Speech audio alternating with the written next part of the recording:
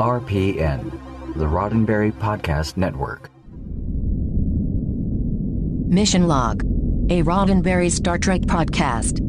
Episode 282. Progress. Or Progress. Maybe.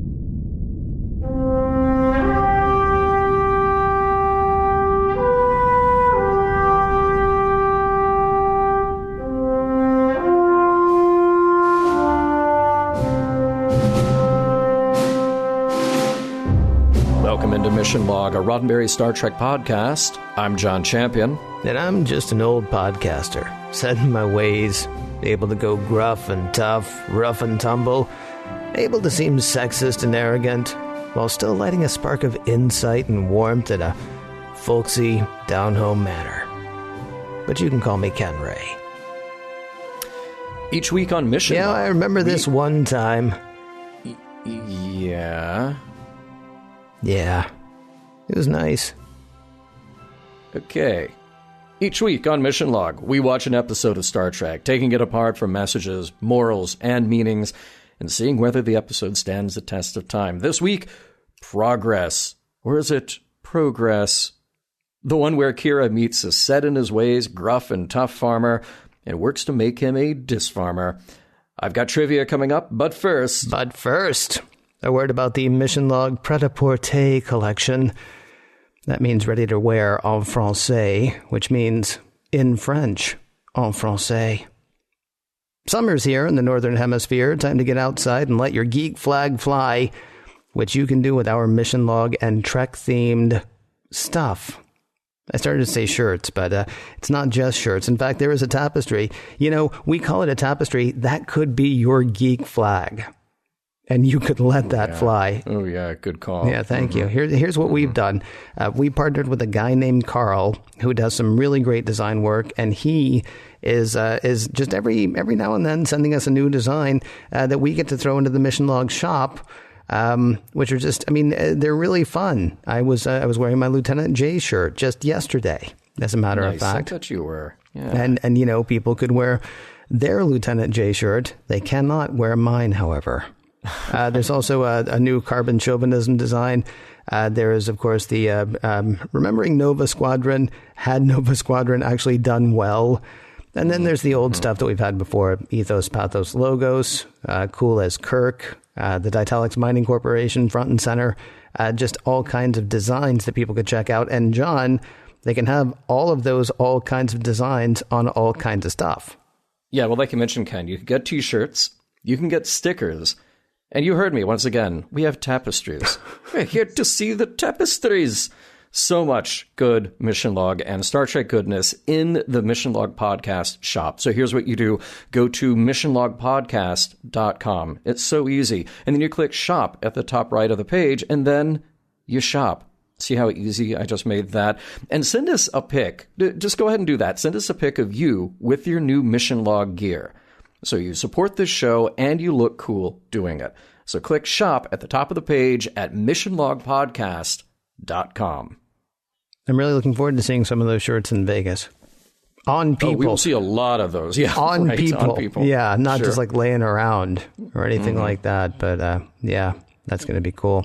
Hey, I mentioned before that John's got trivia coming up, or maybe John mentioned that. I get us confused sometimes. Anyway, trivia is coming up in a moment, but first I'm going to tell you how to get in touch with us. Mission Log Pod is the address to find us on Facebook, Skype, and Twitter.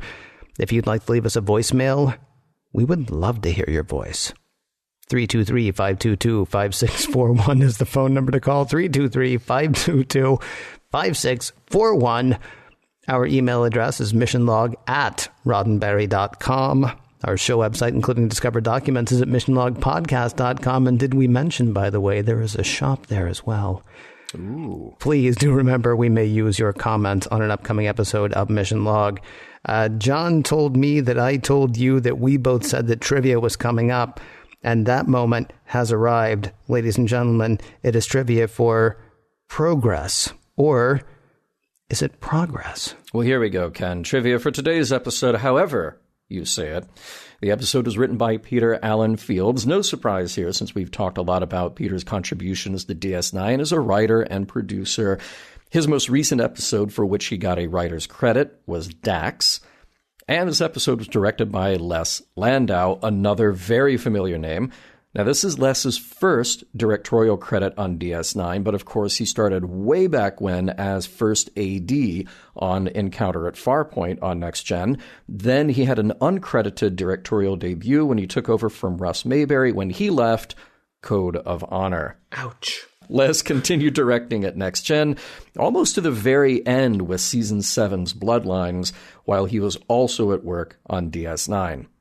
Well, here's a fun bit of trivia. It took Aaron Eisenberg a reported 19 takes to get his line about self-stealing stem bolts because you try saying that through Ferengi makeup.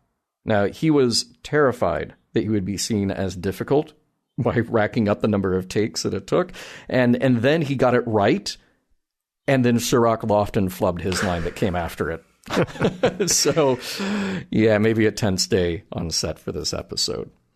Now, let's talk about guest stars. We have Michael Bofshever as Minister Turan. Michael had a small recurring role on Breaking Bad among his many guest star credits, but he's someone who has shown up in Trek before, too. We covered his Next Gen episode, Timescape, which actually aired only about a month after this episode of DS9. Prior to that, even, he showed up in Star Trek VI as an engineer on the Excelsior. We have Terrence Evans and Annie O'Donnell playing the silent pair Baltram and Keena, respectively. Terrence was an LA native making the rounds on TV. He has 2 credits in DS9, and he will be back for 1 more on Voyager. He also has the distinction of playing Old Monty in the remake of Texas Chainsaw Massacre, and then the younger version in the sequel that was a prequel. He passed away in 2015. Annie is one of those constantly working character performers in both TV and feature films. And while this is her only Trek appearance, she does have another really fun Trek connection. She had the recurring role of June Wheeler on Night Court, so you would have seen her each time with Bob Wheeler, played by Brent Spiner. And finally, Brian Keith as Mullibok. Well, here we have an actor who has really done it all. He came from a showbiz family. He made his debut in 1924 at the age of 3. Now, in case you haven't seen Pied Piper Malone or The Other Kind of Love, both from 1924, don't worry, because he turns up just about everywhere else after that. He had a handful of appearances on Tales of Tomorrow in the early 50s. Then fast forward a bit and he'll turn up on the Alfred Hitchcock Presents show, A Family Affair, and starring in Archer. That's the one from the 70s, not the animated series Archer. And he starred in The Parent Trap, well, second only to Haley Mills. And he continued late in his career with voiceover work, including Uncle Ben in the Spider-Man animated TV series from the 90s. We lost Brian Keith in 1997.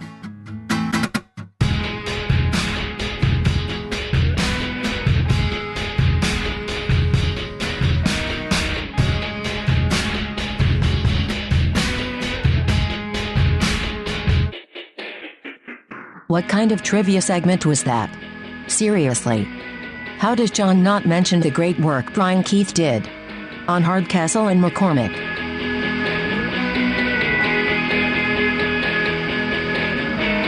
Prologue. Quark has a problem on his hands. 5,000 wrappages of Cardassian yamok sauce, which sounds delicious, but he can't unload the stuff. Hearing about it, Nog senses an opportunity for profit, though. We'll have to get back to that because in Ops, Sisko is overseeing an important procedure.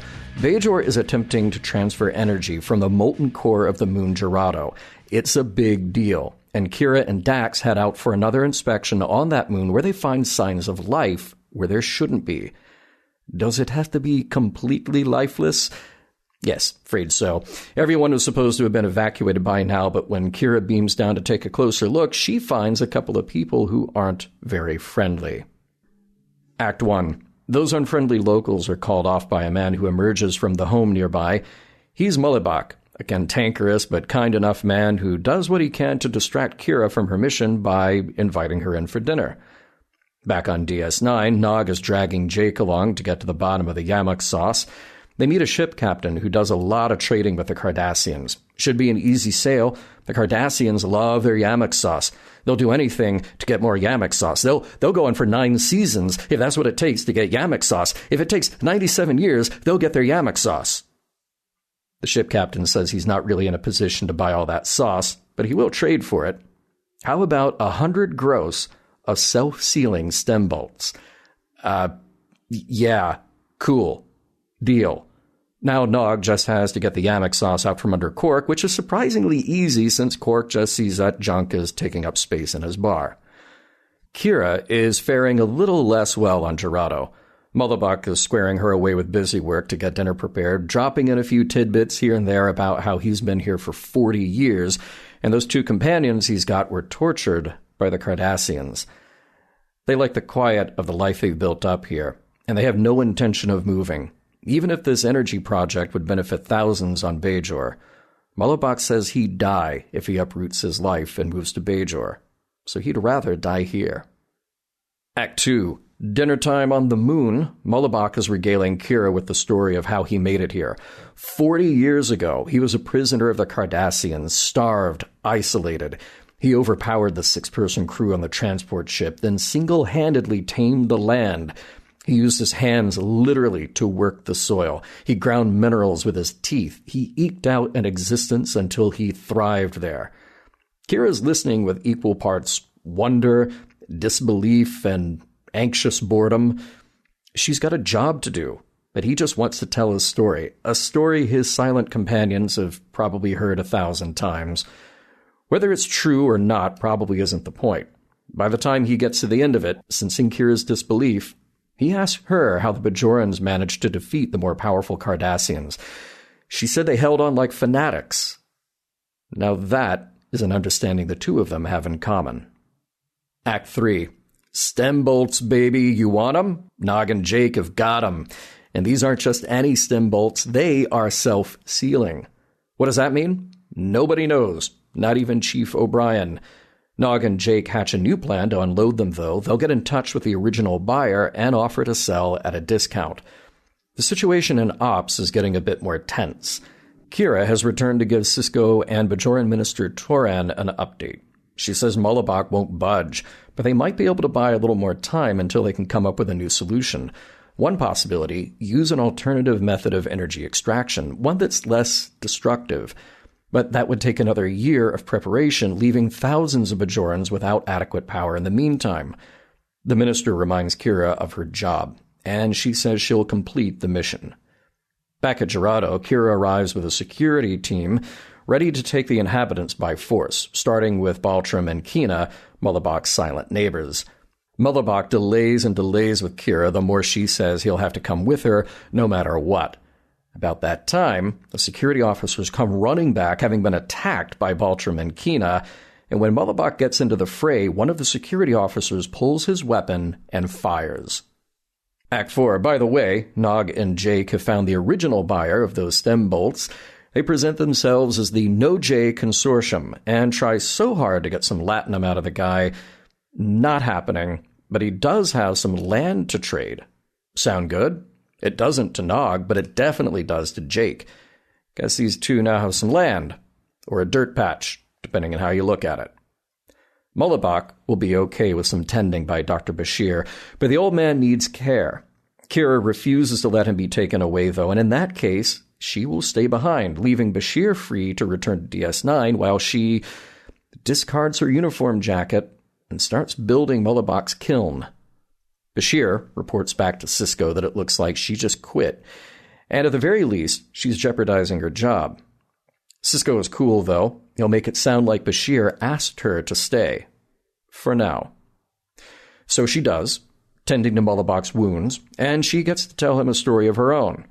When she grew up, she hated this nasty old tree. But there it was, even scaring away the wildlife. But did she cut it down? Well, she says she doesn't know yet.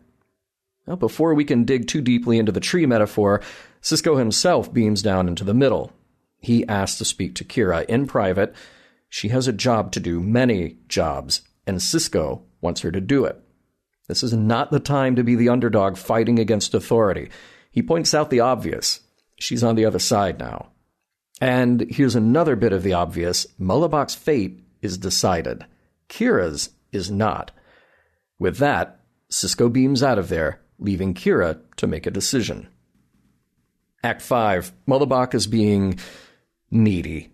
Needier than usual. He wants Kira by his side, even while he sleeps. Still, a long way to go in his recovery, and she seems pleased to be there for him. But let's check in on the kid, shall we? Nog and Jake, as business partners, are at odds about what to do with their land until they overhear some good news.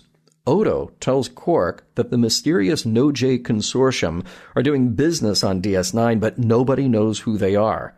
Shame, because the Bajoran government are looking to build a power plant on a huge tract of land owned by 4 separate entities. One of them, No-J. They stand to make a profit. Quark does a little digging, but doesn't get far until his nephew approaches. How about a business deal? And it'll only cost you 5 bars of gold-pressed latinum. Mullibok seems to be doing much better. He's outside, still building, working on the kiln. When Kira finds him, she's got her uniform jacket on again. And she says there's not time to do anything else. This is the last tile going onto the kiln. And then what? Well, Mullibok goes to fire it up, and Kira steps inside to gather their belongings. He's not willing to leave, and says as long as his cottage is there, he's staying put. So she obliges him by destroying the kiln with her weapon, then setting fire to his home.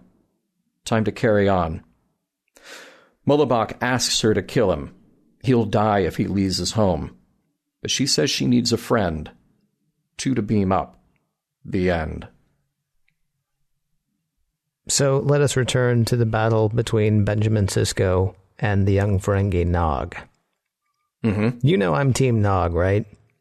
I do know you're Team Nog, yes. I do have to wonder, though, how often before Nog, the 14-year-old Jake Sisko was sitting in a bar playing cards.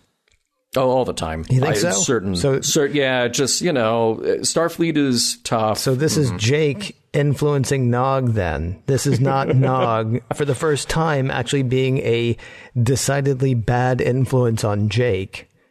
Mm-hmm. And it's the one time that Sisko's like, doesn't even seem to notice. Before Jake was like, I'm going to lunch with Nog. You've been eating too much with Nog. But now it's like, but he's hanging out in a bar with Nog. Well, his dad's probably around someplace. It'll be fine. Well, everything seemed to be fine after after Sisko caught Jake teaching Nog how to read. He's like, cool, from now on, look, you want to hang out in a bar, you want to play cards, you want to start a business, you just, you warmed me so much. It's fantastic. With you teaching that boy how to read. Yeah. Jake teaches Nog how to read, and Nog teaches Jake how to shave points. It'll be really, it's wonderful. Yeah. There's a moment in Ops where O'Brien says differential subsurface movement is at 0.3%. And then the minister says, is that good? And Kira says, they'd tell you if it weren't. They just told him that the differential subsurface movement is at 0.3%. Is that good? Well, see, we don't know. Right. We don't know, do we? I guess if they said differential subsurface movement is at 0.5%, that's bad, by the way. Then you'd be like, thank you for telling me. I appreciate it. I'll just sit quietly then. Similarly, that red blinking light for normal standby mode, seriously, just everybody needs to come up with a new way to relate what's okay and what's not. just a big screen that says, okay, you got a thumbs up, and then another screen that only lights up when things are not okay and a thumbs down. So just so I'm clear then, if I'm approaching like an intersection and there's a flashing red light, it's all good. All right. All good. Just breeze on through, because flashing red means clear skies ahead, I guess. I have no idea. Yeah. This is the part of the show where I'm going to talk about something that is really irrelevant to the understanding of the show. Mm-hmm. But I want to talk about this plan for just a second, because this episode is completely and utterly not about the plan. The plan doesn't matter. The story is about the characters. It's about the relationship. It's about what happens with them. Right. But the plan is they're going to tap the molten core of a moon right. as a new power source for Bajor. I have so many questions. Right. First of all, what power are they using now? Okay. Because we live in a universe, or at least this part of the galaxy, that you got things like replicators and starships with warp engines and just all this cool stuff. Like, hey, how about replicate me a bunch of things that will heat up, like candles or firewood? Sure. Yeah. I mean, you don't even have to be that futuristic about it. Bajor does have a sun. And good. Talking today, we have solar power, so maybe you don't even need replicators. Although certainly replicated candles does seem like a good idea as well. Sure, why not? And what about right now? What is powering their spaceships and other things that need power? That would be an interesting question. Right. And can the Federation help to do something? Now, I understand that in this particular case, Sisko is there more of like an observer. He's not really saying, hey, let us give you some Federation technology. But that might be if you know that thousands of people are potentially going to freeze and or starve to death. You call up Picard, who's only light years away at this point. Right. And you say, could you bring us something to help out? And here's another thing. If that moon is habitable space, why wipe out habitable space? Right. You got with 50 people up there. Oh, okay, all right. And here's the other question. If you mess with your moon that much, does it not mess with your planet too? Yeah, okay, so here's what's weird, because we know they're tapping the molten core of this moon to heat Bajor, right? Or part of it? Are they going to get, just going to like fly the warm rock there really fast? Is that the deal? I mean, it's like they're retaining that heat and they're going to get it there and they're going to dump it. And it's like, oh, well, we burned that guy. That's not good. Oh, that's cooling off really quickly. This may not have been the best plan after all. Maybe not. It's odd. And because we're not going to talk about the plan anymore. Nope. No, therein lies the end of the discussion about the plan. No, unless you have another thing. Well, no, what's weird to me is, so the plan in Spaceballs for Druidia actually makes more sense than this plan. Yes, good call. There's a lot of energy pent up inside this moon, and we're going to take it out, and somehow that's magically going to heat part of another planet, which one assumes also has a molten core of its own. Like maybe, hey, there's another possibility. Go ahead and heat your planet, with the interior of your planet, rather than having to displace a bunch of other people. Druidia, by the way, for people who don't remember, they were running out of breathable oxygen on one planet. So they were just sucking all the breathable oxygen off another planet, which I'm saying actually does make more sense than this plan for Bajor. You even had, President Scroob even had Perry Air, which would get him through in a tough spot. So look, they had a lot going for him in Spaceballs. They did, but that's not this show. That's a different show. Hey, I got to say really quickly, it's neat because Brian Keith's character Mullibok left Bajor over 40 years ago, and yet he did take, that Bajoran planetary logo with him when he went. You asked last week, or not a few weeks ago, does everyone decorate with the Bajoran planetary logo? And the answer seems to be yes.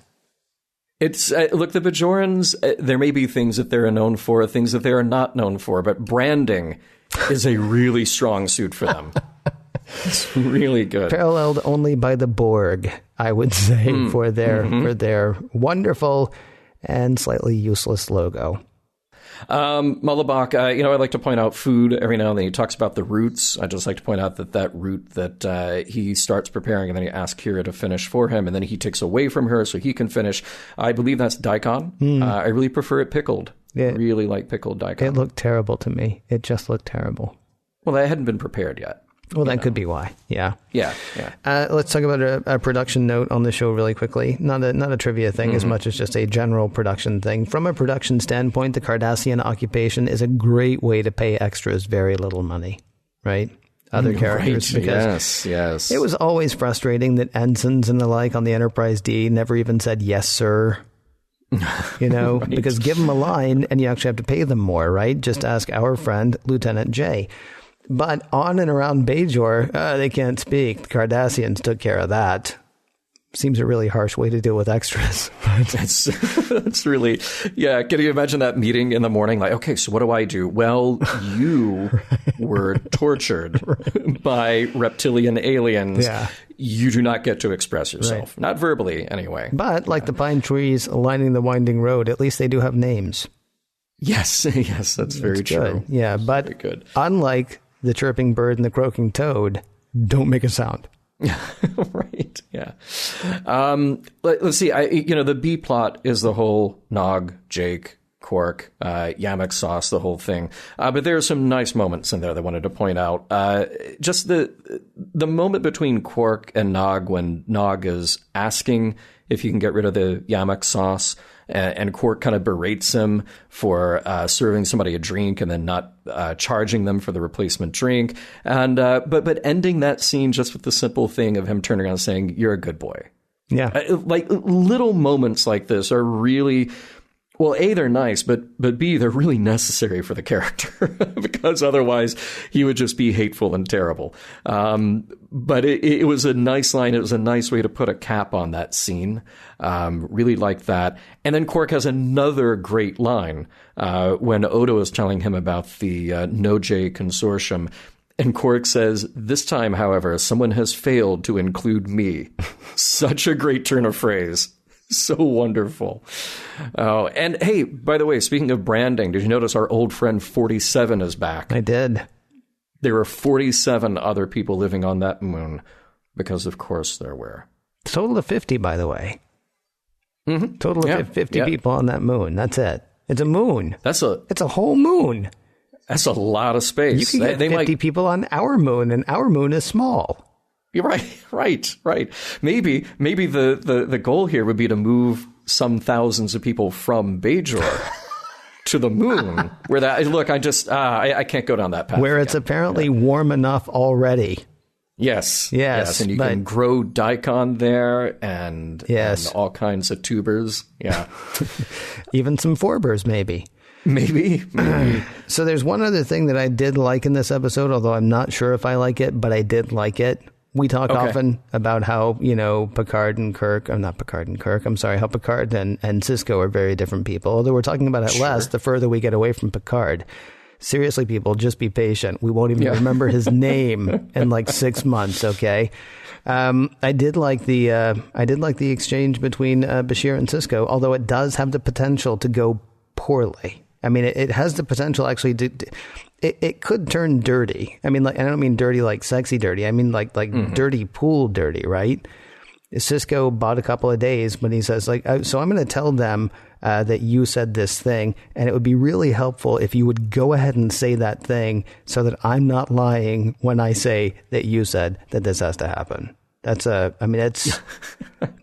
all the king's men, but man. It's somewhere between that and like a Jedi mind trick. Which would be very hard to pull off on Bashir, I'm sure.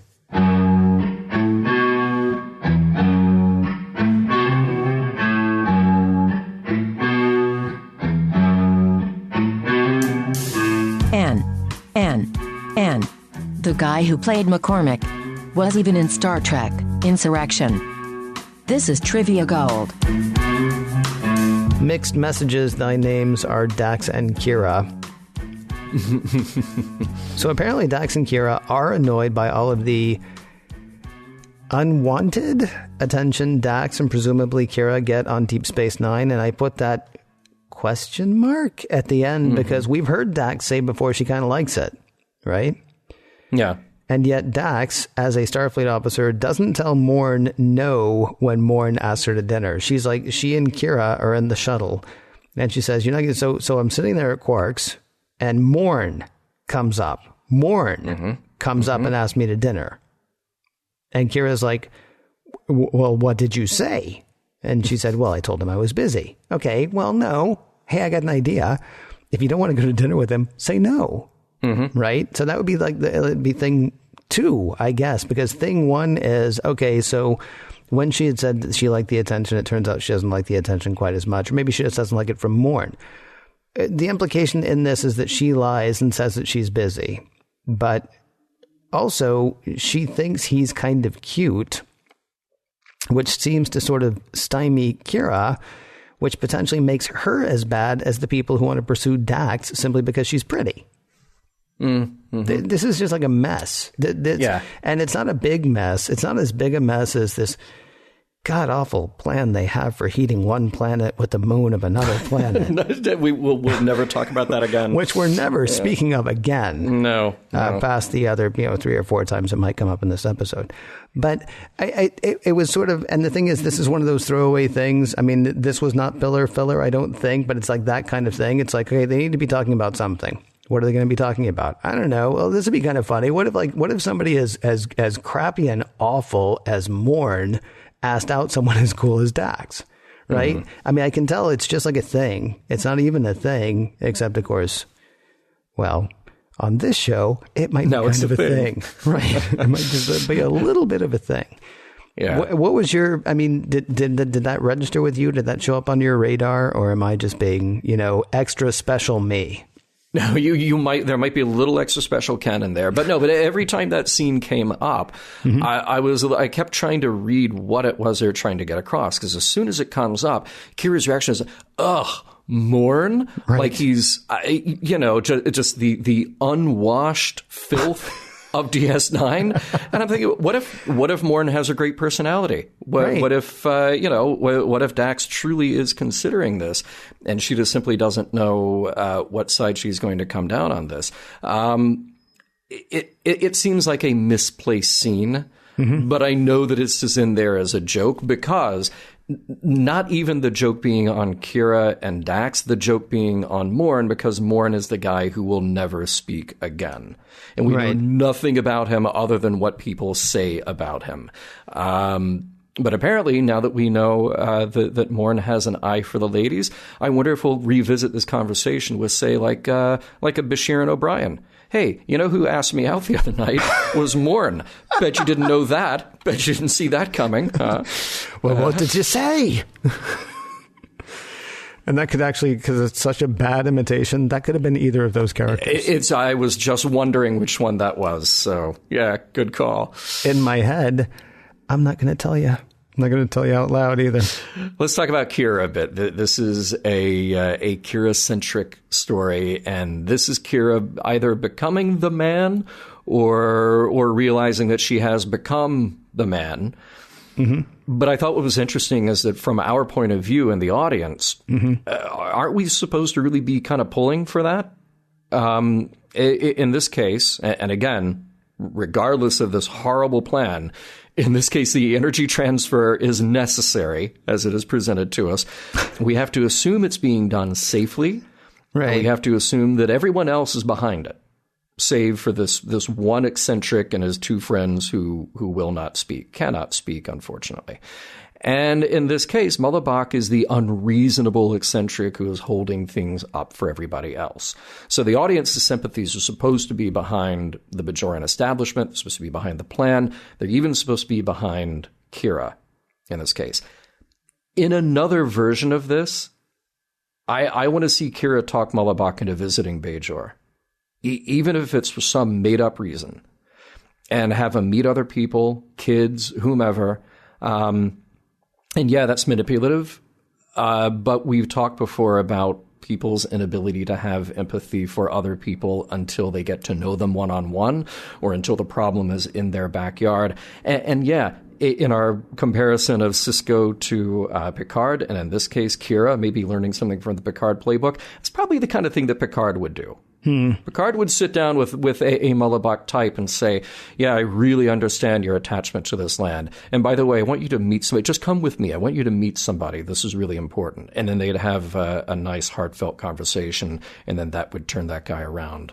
See, in another version of this, I want Mullibok to be imaginary. Because you're trying to solve a real problem here, and I get why you're trying to solve the real problem, and it's not a bad solution that you're coming up with. But Mullibok, when I was watching it, I was like, I kind of wish Mullibok didn't exist. I wish Kira saw him. I wish Kira knew he was there, and I wish Kira was going through all of this stuff with him, and I want him to not be real. Because Mullibok is... I'm jumping to the end, and I will probably say this again in the next episode. This episode is exactly what I asked for like 3 episodes ago, I think, or 2 episodes. When I said, okay, so now Kira has had this revelation with the Kai, right, in battle lines. Mm-hmm. And you got to let go of all this stuff, right? Yeah. This is an illustration of that. And so while I get what you're saying, I feel like this episode, I mean, we did with the Brian Keith character, we did with Mullibok exactly what we have to do. Because Kaiopaka said 3 weeks ago, or however long in battle lines, you got to let this stuff go. Yeah. And now she's standing there having to let this stuff go. It's not even just having to let it happen. It's having to move on. It's having to progress, if you will. Yeah. Yeah. Well, the world is a different place. And it's interesting because in the behind the scenes trivia for this, Michael Piller at one point was quoted as saying something along the lines of, well, we got to the middle of the season. We're coming up to the 2/3 point in the season. And we realized that we didn't have enough with Kira. What we have here with Kira is that same kind of story progression, as you point out, the same kind of character progression as we had in Battle Lines, where absolutely, you put it perfectly, she has to progress. She has to give up this understanding of how the world works that she was conditioned to for all these years. And it doesn't mean that she was wrong in her original perception. It just means that things are different now. She's got to be a different person because things are different now. And yeah, we want to see a guy like Mullibok take the same journey. But if Mullibok doesn't exist, maybe he's the real Mullibok, or maybe we just all have our own individual Mullibok. I'm sorry, I won't do that again because I did it a week ago. But yes. There's a phrase that I really love. The perfect is the enemy of the good, which I think I've mentioned on this show before. And what we have here is not a perfect situation at all to take Mullibok away from his home. It's not a perfect situation to use a less invasive method of energy transfer if it would take another year. But there are still good situations or workable situations that come out from this. And according to the story, it's better than doing nothing at all. Because if you do nothing at all, well, the people on Bajor are going to freeze. And if you do nothing at all as far as trying to move Mullibok, then you condemn Mullibok to death. So I do like the idea that they created a situation that was that tough. And hey, we talked one time before, I forget which episode, and it came up a couple of times. But the first time we talked about this, about attachment to a place. Mm-hmm. And we got a lot of interesting feedback. And I still do understand that there are people who have very strong cultural and familial and social ties to a place. And I'm not one of those people, at least not to the depth that some others are. I mean, that all kind of exists on a spectrum. And I do side with Kira here, because what I like is that she has sympathy for Mullibok. Mm-hmm. And at the same time, nobody needs to die for this. In fact, there's so much he could be doing for others. I think that's the tragedy around the character, that he's got skills and he's a talented storyteller. Speaking of which, maybe there's another village somewhere that needs a Syrah. The guy would fit in perfectly there. He would just talk the thing to death. But at the end of the day here, I want to see Mullibok be better. And I don't know that he can be better. He's stubborn, but there are worse things to be. But to your point, really, Mullibok is sort of the avatar for Kira in this spot, where Kira gets to be the one to be better. Yeah, I know he exists. I know he's real. Although think about the stories he was telling, right? How he plowed the fields in a straight line with his bare hands, and how he, if he came across some sort of like mineral clay, he would just grind that with his teeth. Right? That's what I did before recording today. Yeah. Yeah. It sounds like it. No, sorry. He is a set of ideals. He's a set of, he's a glorious past, right? Even though, what's weird is his glorious past starts with, so I hopped a freighter and escaped. Right. And of course, he did kill the people on the ship because there were only 6 of them. It wasn't difficult to do. I mean, he's got a tall tale spiel about everything in his life, which makes him just an absolutely fantastic, as you say, avatar. for Kira. Remember how disappointed Kira was to find out that she was not Johnny Appleseed, or the evil Johnny Appleseed, as far as the Cardassians were concerned. Right. I mean, she wasn't anything as far as the Cardassians were concerned. And yet she had this huge, this huge image or idea of what she was. And also she was still holding on to that stuff. That was actually battle lines when we found that. That was that same episode. Yeah, I don't know, like anything weird about this character, I'm willing to just totally write off to, I know he is not in fact a figment of her imagination, but I'm willing to write it off as that because he is her in black and white, but she can't be in black and white. So, that sort of tall tale, that cardboard cutout of Mullibok or Mullibok, it can't exist in the world that Kira's moving into. From the Internet Movie Database description of Hardcastle and McCormick, a retired judge and his last defendant follow up on cases that were dismissed due to technicalities. Redemption, action, legalese. What is not to love?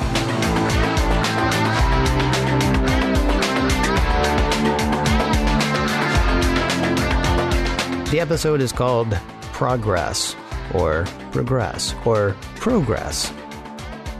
It's interesting, actually. I was sort of joking about that in my head when I was first writing the notes, but they're different things, right?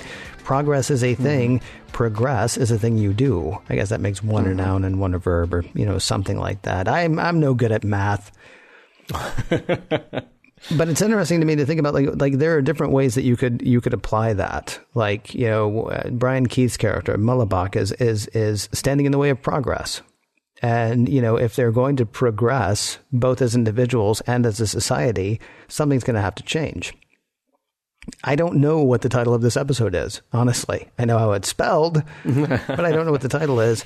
But that could be a fun thing. Anyway, progressing on to the parts where we talk about the messages, morals, and meanings, and figuring out whether the whole thing stands the test of time.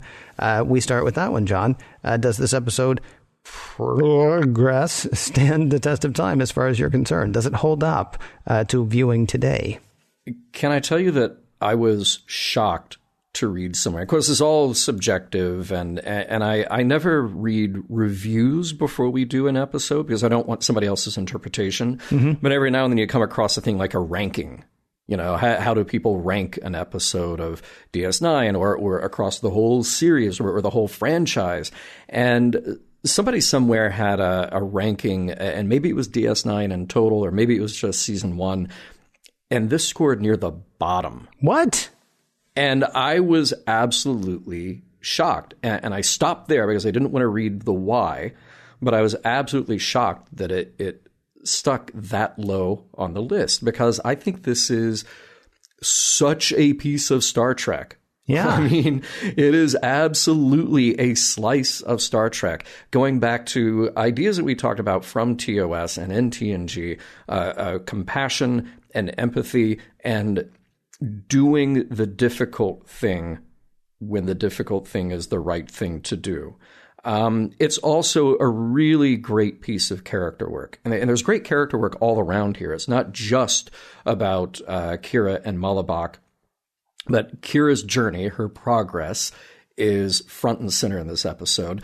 This is definitely becoming a staple of DS9, not just for Kira, but for all the characters. We see growth from episode to episode. The Sisko-Kira relationship is wonderful here again. We watch the episodes many times before we record, and rewatching just that scene with Sisko coming back to the moon and getting in the way of her and Mullibok, and then having the sort of the come to Jesus moment, saying, "I need you. You are ruining this for yourself. You need to get with the program." I'm saying it more harshly than he did, but it was such a genuine moment. It really was great to see on screen. And what I love here, what I said before in the previous section, is that we're presenting a difficult situation where everybody is compromised. There are good reasons and bad reasons to go down whatever path they choose to go down. And I thought they came up with a novel solution at the end. And in fact, it's a solution that is echoed in an episode of Next Gen, Ensigns of Command, where Data destroys the aqueduct to get these colonists to move before an alien business syndicate basically takes their planet back after more than a century and sets up shop there and says, well, we're just going to kill everybody who's living there now. They're parasites and they're not ready to move. And Data says, I'm going to make you move. So, this episode is so purely Star Trek to me, but it's also great DS9 for me. Because the characters are so good and there's so much going on. I didn't even talk about the B plot, and I thought the B plot was charming and wonderful. And it was just nice to see those two doing something that wasn't the same old, same old. Hopefully because we're past that whole thing with the Jake and Nog and Cisco tension. I think we are. Well, if you look at what's happened with Jake and Nog and Cisco, actually, for the past 3 stories, we have seen progression. We've seen progress from them, right? We've seen it progress. Oh, nice. There was the one where everybody thought, Nog's just bad news for Jake, and it turns out Jake is teaching him to read. And then there's the one, the storyteller, but the B plot, the one with the kids, the one with I can't remember, Varys Sewell. Right? He actually brings her to a place of, there are 2 things that bring her to where she is. First of all, there's coming to trust Benjamin Sisko, which she does because she's hanging out with Jake. But also she says that there's a problem. And Nog says the thing that, sounds like a motivational poster, but it's absolutely true. Problem or opportunity? And we've seen growth from them, which has been just an amazing thing to see. Yeah, I had that motivational poster hanging up in here, right next to the one with all the cats. So yeah, hang in there, baby. Yep. So what else? What else? There's so much in this, but I as far as it holding up, 100%. Yeah. I don't understand how this could rank near the one way that I could see how this could rank near the bottom is because we don't come up with a solution that makes it good for everybody. But I go back to the one too where what's the one where Wesley goes off with the Traveler at the end of Next Gen? Oh, sure, Journey's End. It's a bit like Journey's End, I suppose. I did find myself wondering whether she should have just left him there to die. That is what he wanted. Should she have just left him there to die? The problem is where he is an avatar for her. The problem is where he's not a stand-in for Kira. He is a stand-in for Kira's past. And she cannot leave her past behind. She can't kill her past. Her past is very much a part of who she is. She has to take that with her. She can't just totally be something different. And so in the end, when she burns down his house, when she holds on to him, and when they transport out together, despite his saying, no, I don't want any part of this, I don't want to go forward, that's her saying to herself, it was so much easier when I could just fight. Yeah. It was so much easier when I knew exactly what to do, pick up a gun and shoot that guy, that scaly green skinned guy. And then it's Miller time, or, whatever the name of that god awful looking root was. I gotta say, I love Mullibok. I love his Paul Bunyan story. I love the I rolled on the ground until it surrendered. That is such a, I love that line. I love that line. I love the way Mullibok leads Kira to a point when they're talking about the Cardassian occupation. Oh, I'm sorry, I missed the fun. Fun? You know what the Cardassians were like? Well, how'd you beat them? We hung on like fanatics. Gotta remember that. I love that. That's just, I'm offended by the people who put this at the bottom of any list, honestly. No, I don't like the fact that he's using sexism to get Kira's goat, but I like the fact that it's acknowledged. I like the fact that, once she recognizes that's what he's doing, then he knocks it off. There's a certain familiarity about them. He does still call her girl, I think, or something like that, but that's because he's, 90 and she's 30 something and he's old Bajor and she's whatever she is. And I don't think she even knows what she is at the point that that's happening. I mean, there's almost a fatherly thing going on at that point. Yeah, it was deftly handled. Certainly better than the opening bit with the weird sexism vis-a-vis Morn and Dax, and not even sexism, just the uncomfortable part of the Morn, Dax, and Kira bit. But yes, I love that they addressed that, because that kind of redeemed what was going on before for me. Yeah, because it was getting a little tiring for me as well. Yeah. But then when she's like, "You're doing that on purpose," he's like, "Yeah, okay," and then he stops, which was good.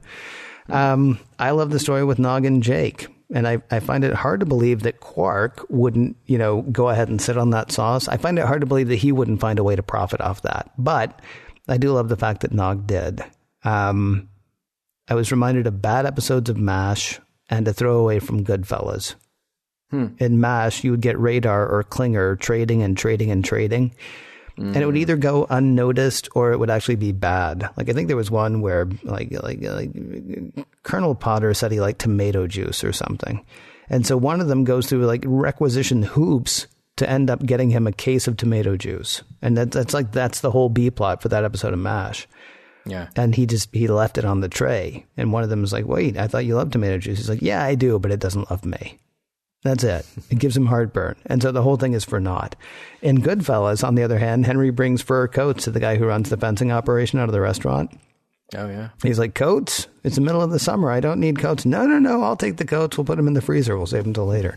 I mean, it was a well-constructed B plot as opposed to just it was a well-constructed B plot. In fact, when I went back to watch it one of the times, that was the plot, again, sort of like the one with Vera Sewell. That was the plot that stuck in my head. I think I'm so impressed with how they're treating the kids that I know this was obviously the B plot, but I'm invested in what they're doing as opposed to rolling my eyes, waiting for Wesley to finish whatever he's doing so we can get back to the part of the show that we care about. Yeah. The part with Mullibok is Kira's story, as we talked about, sort of a continuation of battle lines. As we said, she has to let go of the fight. She has to let go of the past. And what's neat is you don't have to have seen that episode, but having seen that episode, like I said before, we're getting exactly what I asked for, which was actual development. She wasn't all of a sudden better the week after the thing with Kaiopaka, nor was she back to just being the Kira that she had been before. It's even illustrated for us when Sisko's like, when I met you, I thought you were arrogant. And the implication is he wasn't sure he could or wanted to work with her. And as you said earlier, not only does he say he needs her, he says that Bajor needs her. Yeah. It's a neat thing. And finally, one last thing. I like the fact that his whole, "if I leave here, I'll die," didn't end up actually being physically true. Yes. I mean, it would have been easy to have him, have a heart attack or something sickeningly poignant, right? As he's about to leave and then he falls over and no, that part of her has to die. Really though, I mean, he is her past. And it's like I said before, she cannot go without her past. Her past goes with her where she does. So he says, "If I leave here, I'll die." She responds, "No, you won't. I won't let you." This isn't just her acknowledging that she has to hold on to that. Not unlike Alt Kirk and Logie Kirk and how am I forgetting the name of that episode? Enemy Within. Thank you. Not like that in Enemy Within, where we just had basically Kirk having to have these two parts of himself that he didn't like go with him. This is her saying to herself, "Yeah, we're changing, but I'm not going to give up who I am. I'm changing who I am, but I'm not forgetting who I am, and I'm not giving it up." So that she can progress without losing who she is. And obviously that ties into the message as well. You can change, you can move forward, but you don't have to give up who you are, and you don't have to forsake who you were to do that. Yeah, I think this was really nice. And that, like I said, that was kind of the tragedy of Mullibok, is that he has so much going for him. He has ability and he has a story to do. He's got many, many stories to tell, that you want to see somebody like that grow and keep contributing. And yeah, the road changes. He's got to do something else now, but he can change. He can actually contribute to somebody else. That's why I was looking for that moment of empathy from him, because we saw it from everybody else. But I wanted to see a moment with him say, yeah, there are other people who need something that I can help contribute to. And as far as messages, the other stuff, I can't remember where I heard it, but it's something along the lines of like the needs of the many outweighing other needs. The needs of the few or the one, I don't know. Something like that. Something like that. Yeah. Just imagine if Mullibok had been a Vulcan. I mean, not a radical Vulcan like Cybok, because Cybok don't care. But if he had been a guy that you could just go to and say, hey, there are people down there who face potentially death if we don't fix this. And he'd be like, oh, I've just been living up here quietly for 40 years, but let's do something about this, because it's logical that I would do something about this. But in this episode, there is no perfect solution again, and sometimes you have to do things that are for the greater good, even if there's not a clean outcome for everyone. And it's very interesting when Star Trek does stories like that. You mentioned a moment ago, Ken, about, we do get messages from people who maybe are a little chagrined when we compare DS9 to Picard or Kirk, what's happening in DS9 to a Kirk decision or a Picard decision. And again, I think it's worth repeating. It's not because we're comparing what happened with those characters.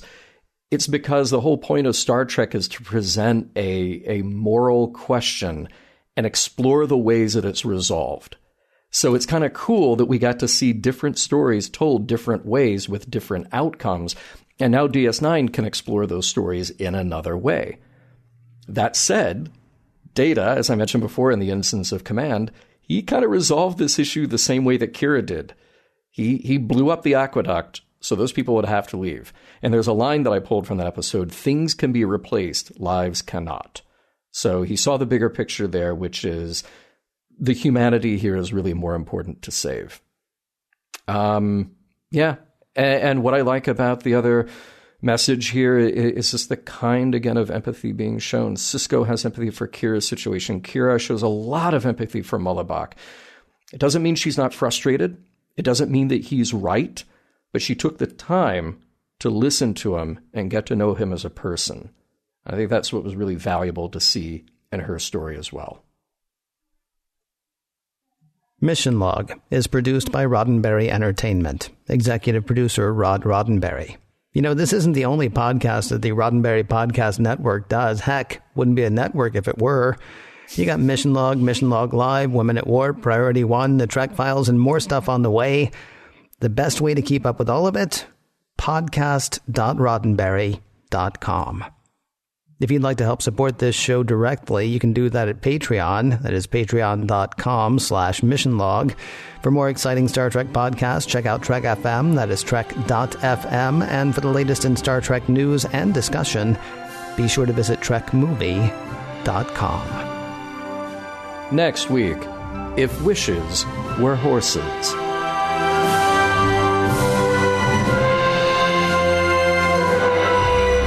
Some of the music for Mission Log provided by Warp 11, online at warp11.com, and from the album Messages by Key Theory, free to download at kitheory.com. I was up for a part on a Hardcastle and McCormick podcast. I will not say I settled, but one wonders what might have been.